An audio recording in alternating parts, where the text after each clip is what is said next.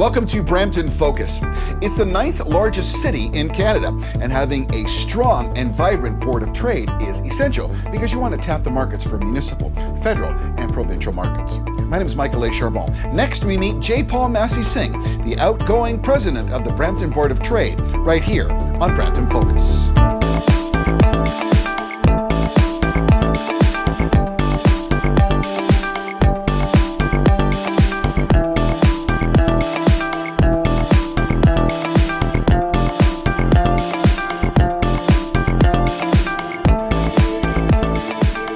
And welcome back to Brampton Focus.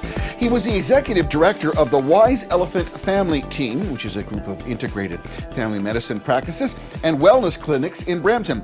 He's the outgoing chair of the Brampton Board of Trade and was the inaugural chair of the Diversity and Inclusion Committee and the liaison in Partners in Green, which is advocating social and environmental policies in green perspective. His name is Jaipaul Massey-Singh. Welcome. Thank you, Jaipaul. Michael. Also, let's welcome Don McLeod. Don McLeod is one of the directors of Brampton Focus. Jaipaul, let's start right off the top.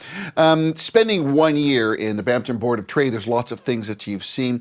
What is your impression now that you're moving on to greener pastures, as they would say? What are some of the impressions that you got from working with Brampton Board of Trade? Well, it's been more than 1 year. It's 1 year as the chair, and that's been an awesome opportunity to get to take on more leadership role within the organization. I get to be more of a spokesperson on behalf of what is a really large, diverse, and very engaged leadership group. But I've been involved with the board for about 7 years now in various capacities through committees, through special projects or initiatives that we've taken on.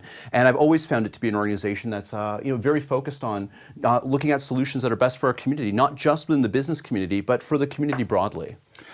When you took the seat as the chair, you had a new mayor, you had relatively new council to make. How difficult is that for you to get your bearings? Because I mean, the municipal elections are every so many years. Every year you have to integrate. How difficult was it to integrate with a new mayor? And there was a little controversy that resulted after the election as well. Sure. Well, we were very fortunate. The mayor's office was very open to working with the community broadly, and I feel throughout the year the door has been open for us to engage, whether it's through her staff or the mayor directly or through the various levels of municipal government. We've always had the opportunity to be heard, and I think that speaks to the goodwill and credibility the organization's built out over years. So in as much as a new term of council, a new mayor, new leadership sometimes results in the issues being framed a little bit differently or a slightly different tenor at City Hall. We know that the broad issues that we're looking at, prosperity, productivity in the community, looking after the needs in our community for those who are less fortunate, those things are always going to be there.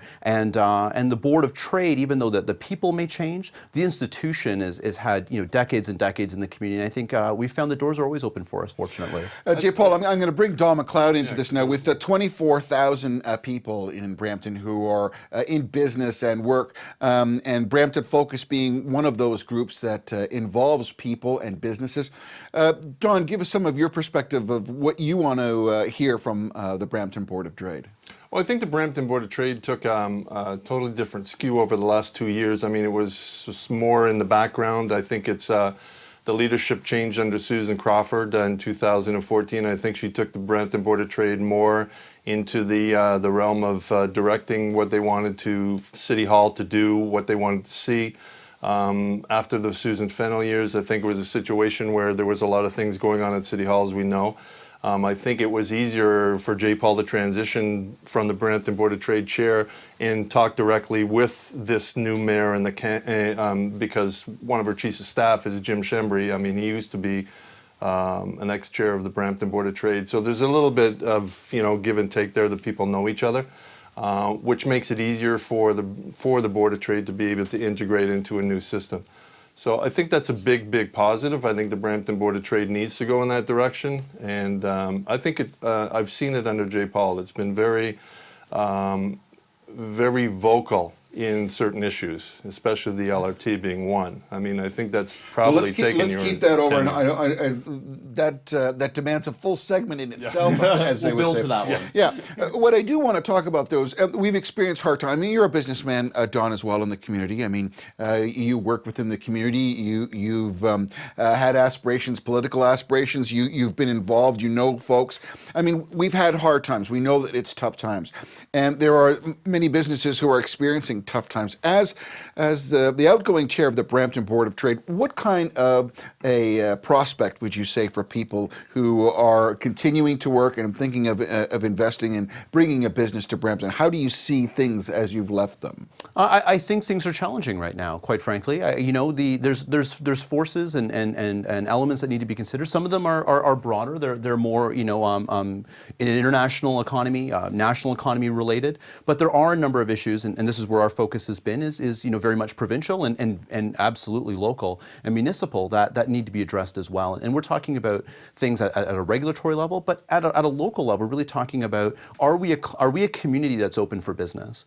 And when we send out signals that we're not interested in being a livable community, when our council sends out that type of message, when our council sends out messages that we're not interested in being progressive, to putting in place the transit infrastructure solutions that companies need in order to be competitive, and we're not looking to attract the types of businesses that are going to move our economy forward here, because we're not looking at engaging certain segments of our community, whether it be primarily being young entrepreneurs and giving them the opportunity to be innovative in our community. I think we're sending messages that we're not interested in business. And all the issues aside, the ones that every community faces out there, whether it's the Canadian dollar, whether it's the TPP, all those pieces aside, when we talk about what's Brampton focused, I really feel that the big issue is that we as a community, through our council, are letting people know that we're not interested in supporting business here in Brampton. And if we want to support business here in Brampton, we need to look at not where our leadership is at, but the leaders within the business community. There are lots of good stories out there. There are lots of great individuals who are doing fantastic work to be entrepreneurial, to be innovative, to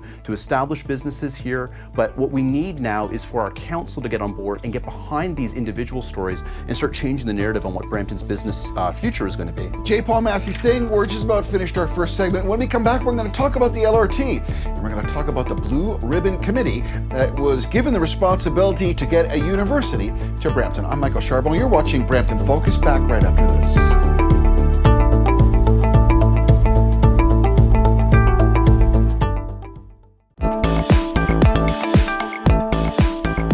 Welcome back to Brampton Focus. My name is Michael Charbon. We're here speaking to Jaipaul Massey-Singh, who is the outgoing chairman of the Brampton Board of Trade, and Mr. Don McLeod, a member of Brampton Focus. Thank you, Michael. Jaipaul, there's the region of Peel has a high unemployment rate. It's almost bordering on 20% for youth unemployment. We have big problems with low-paying, part-time jobs. And we're looking for in Brampton some sort of solidification towards businesses that want to come to Brampton that actually, can give the youth of this city a chance to be able to grow and develop their talents in this city. How does the Brampton Board of Trade? I mean, you can't really delegate your ideas to the city or the council or the mayor because they have their own mandate. But how does the Brampton Board of Trade bring those concerns to the forefront to City Hall? I think it happens on a few levels, Don. I appreciate you asking. That's a great question to ask. And I think it happens on a few levels. I think one of them, and they all align with the activities of any Board of Trade, but I think ones that we take great pride in being good at. And one of those is advocacy, and making sure that we are a voice within our community on those types of issues, and whether that's reaching out to the community to create awareness, to get input, but ultimately to share that message with those who are elected and are empowered to make decisions in our community. So one of the ways is we need to do what we need to be doing, and we're doing already and need to do more of, is getting more young people engaged in the Board of Trade, giving them an opportunity to utilize the Board of Trade as a voice to those who are elected, or whether it's to other members of the business community, create awareness of the opportunities that are there, whether it's engaging young people as part of the workforce, but I think more importantly, facilitating more entrepreneurial opportunities for young people. In as much as we want to address the unemployment rate among youth, I think if we want to build a sustainable economy in this community, what we really need to be looking at is how do we find business leaders in the younger segment of our community and help them get their businesses established. engaged. Well, that ties into my next question, because a lot of people don't know what the Brampton Board of Trade is about. I mean, you talk to a lot of, you represent 24,000 businesses that employ 24,000 people throughout Brampton. But a lot of people don't understand exactly what Brampton Board of Trade does. I think the profile over the last little while has sort of increased, like I said, in the last couple of years. Do you have a youth, branch of the Brampton Board of Trade to try and attract those younger people, those younger entrepreneurs into the Brampton Board of Trade for mentorship and businesses to help them? No, all these pieces are pieces that are developing right now. We don't have what I, to interpret, if I'm interpreting your question correctly, a youth ambassador or an individual who's specifically responsible for that type of activity. What we have tried to do is make sure that those of us who are in leadership positions in the Board of Trade, those of us who are the visible parts of the Board of Trade, reflect the community as broadly as possible. So it's my position that if you want young people to come out to a board or to an organization, what you don't want to do is say, well, hey, we've got a youth program, or hey, we've got one person who's the young person you can talk to if you want to get involved. If you want to be an organization that attracts young people or people of any particular stripe, what you need to do is show that you're open to those individuals by having individuals from that group in leadership positions in the organization. But the one problem is students and young people will say it's one thing to be able to try and engage them. It's another thing just to give them jobs. There are a contingent of youth who are entrepreneurial through the grace of their parents or associates or people who can help guide them and mentor them, which is an excellent position for a Board of Trade. But when it comes down to getting kids working, sometimes they just need a plain job. How important is it to be able to get some of those businesses? 80% of our employment in Canada is supplied by independent businesses. If you don't have the businesses, we can't get the entry-level jobs for the students to make money. Yeah, and that comes back to the piece that we were talking about the previous segment. But what is our tenor as a community? Are we a community that's open for business? Or are we a community that wants to facilitate business being here? Are we interested in attracting new business and being here? And that's really where it's going to come from. I think there's two pieces to it. It's cultivating the entrepreneurial class that is here in Brampton. I know something we're going to talk about a little bit later. It's making sure that when we have young, smart, driven individuals, that they see opportunity in Brampton and don't leave Brampton, whether that's for post-secondary opportunities or business opportunities, retaining what we've got. And I think, but also drawing in those other employers. But it's a nuanced issue. It's one thing to attract an employer, but if you're thinking strategically, if we're talking about young people and their opportunities to grow, not all employers are equal. I don't say this to denigrate any one person's business, but what we don't want to be doing necessarily is attracting the kind of business that's just going to give people employment at the expense of a business that's going to give people the opportunity to grow and add to our economy over time. But let's talk about giving. Let's talk about giving young people and students the opportunity to learn. I mean, you were part of a Blue Ribbon committee that Madam Mayor Jeffrey put together, and it is to bring a university to Brampton. There was many discussions in the previous regime talking about bringing a university to Brampton. That goes hand in hand with transportation, but bringing people here, young people here to learn, will bring people here to work and to consume and create business. Where are we at that? So the process is still it's ongoing. There's a number of individuals on the committee who are serving as part of the panel. There's about 18 of us in total. So it's in a broad cross-section of members of our community, some great perspectives, very, very smart people. And I've been very lucky to be able to be one of the co-chairs of the panel. To this point, what we've done is we've reached out to all the universities in Southern Ontario. The Ministry of Training Colleges and Universities has some very strict criteria that the applicants are going to need to meet. Right. They have to be a university that already exists in Ontario. They have to be willing to offer a full undergraduate offering. And they have to be willing to partner with a college in our community in order to make sure there's multiple points of entry and access into the post-secondary system. I'm going to hold you there because we're going to go to break. I'm going to come back and talk about that because there already is how would you say, an educational facility which will keep you wondering what that is here, and there is something that's going to happen hopefully in the next year. I'm Michael A. Charbon, back with more Brampton Focus right after this.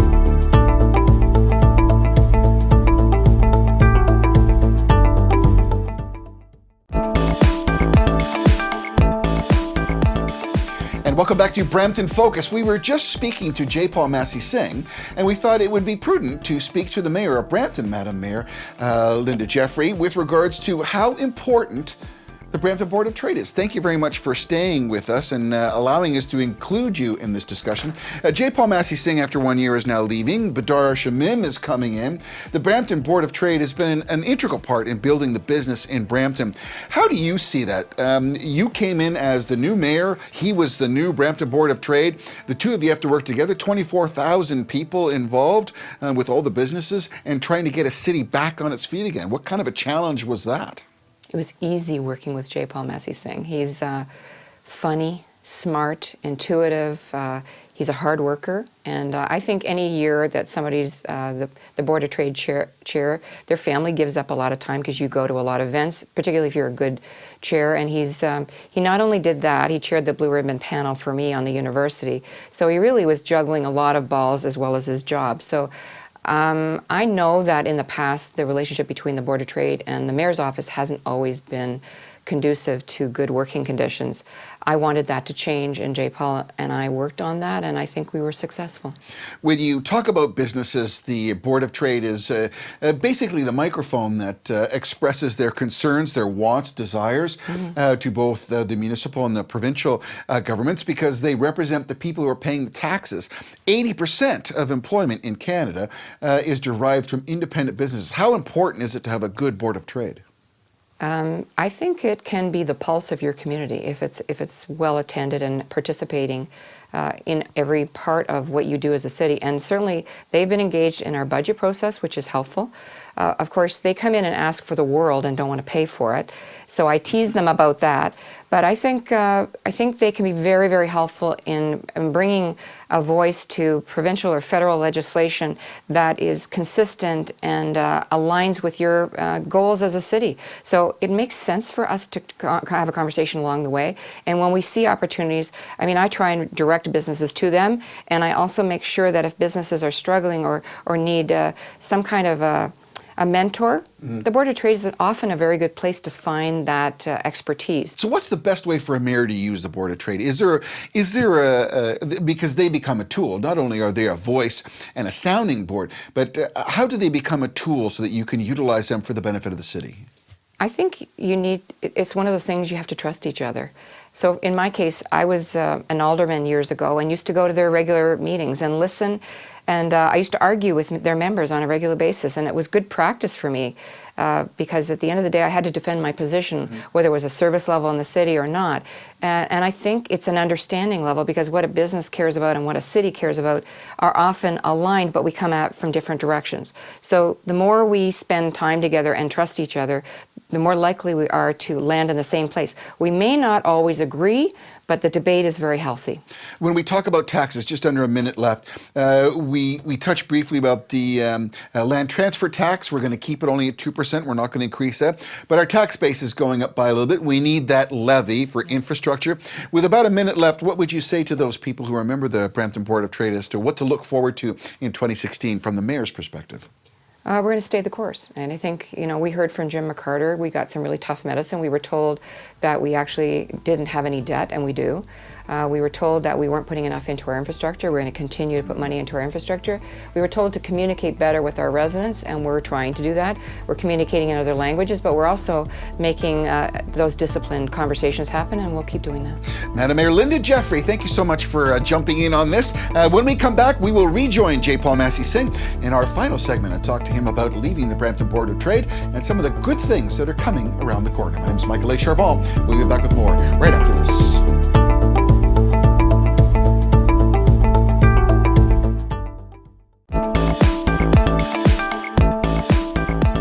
Welcome back to Brampton Focus. My name is Michael A. Charbon, joined by Jaipaul Massey-Singh, the outgoing chairman of the Brampton Board of Trade, and Mr. Don McLeod from Brampton Focus. When we last left you, we were talking about an educational organization in Brampton, and that was Sheridan College. So interesting how Sheridan College may play a part in this blue ribbon search to find a university in Brampton. Don. Yeah, my last question, basically, I know that Jaipaul, when you took over, most of your tenure in as the chair of the Brampton Board of Trade was taken up in probably the most divisive sort of, how should I say it, not a question, but the whole arena of the LRT. Sure. That has dominated, I think, your tenure as chair. Absolutely. The Brampton Board of Trade had a very clear mandate on the LRT going back a few years. I know you delegated at City Hall in favor of the LRT. Just give us just an overview of what you think the LRT or Brampton has missed or not missed by turning down the LRT. Well, I think we missed several $100 million is what we missed. I think from a business point of view. Absolutely, no, absolutely. I think it comes back to my comments that I think I've touched on a couple times through here, and I think it's about what kind of message our community sends outside of our community. When you read the headlines of how Brampton's now presented, whether it's local, like regional, or whether it's broader across Canada, we're the community that gave the money back, and we gave the money back without a plan. And so I feel, from a business perspective solely, forget being a Brampton resident, Yep. forget all that stuff. I worry that if I were a business looking at relocating or setting up or establishing myself, and I was looking at multiple opportunities in the GTHA or elsewhere, that I would think twice about coming to Brampton. Because how would my people, my employees move? How would my customers move? How would I get around? What's the livability of this community? And can I trust the leadership in this community to make the decisions that are in the best interest of the collective instead of making decisions which appear very much to be based on poor decision making, an inability or an unwillingness to look at facts, And $409 million left on the table. and a disregard, quite frankly, a contempt for the taxpayers. So strictly from a business perspective, Yeah. I worry that we've sent a clear message that we are not a community that's interested in being progressive or creating a work-life balance for those who want to establish businesses here. That is So feasible. we're seeing the effects of expansion. The 410 is being enlarged. Those lanes are going to open up shortly. Although it was a bad scenario leaving that money and not having the LRT connection, do you think that's going to fundamentally cripple, or it's just going to, for some time, it's just going to deter some of the advancement? I think cripple that's a very strong word, and I'd be reluctant to use it, but I think it's much more than just pushing things back a little bit. Make no mistake, we are not an island unto ourselves. We're in competition with other communities, not just for the dollars that were there for the transit. We're for every other thing we talked about today. The talent for young people, the opportunity to have post-secondary opportunities expanded into our community, attracting large companies or employers to be here. For things that my successor Badar's going to talk about, I'm sure later today, attracting foreign investment into Brampton. Us being a gateway to other economies elsewhere in the world. All those things are in play. All those things are at risk, and we are not the only city that's interested in these things. Mississauga is, Oakville is, Hamilton is, Kitchener is, and we risk looking like fools. We're fools. But Jaipaul, I see the passion that you've got. I see that you've still got the fire in your belly, as they would say. So now, as the former chair, because you're moving on, Yep. Just give our folks at home a little bit of an idea. Where are you going to next? You're not leaving Brampton. You're just stepping down, letting someone else take the lead. What's going to be in Jaipaul Massey-Singh's life now? First, a lot more time spent with my kids. A lot of projects around the house that I've put off for a year. I got a garage that's been needing to be cleaned out for about a year and a half now. So those types of things. I need to get my life back in order. My wife has been very, very understanding, and my business needs some attention as well. My partners have been really forgiving of me.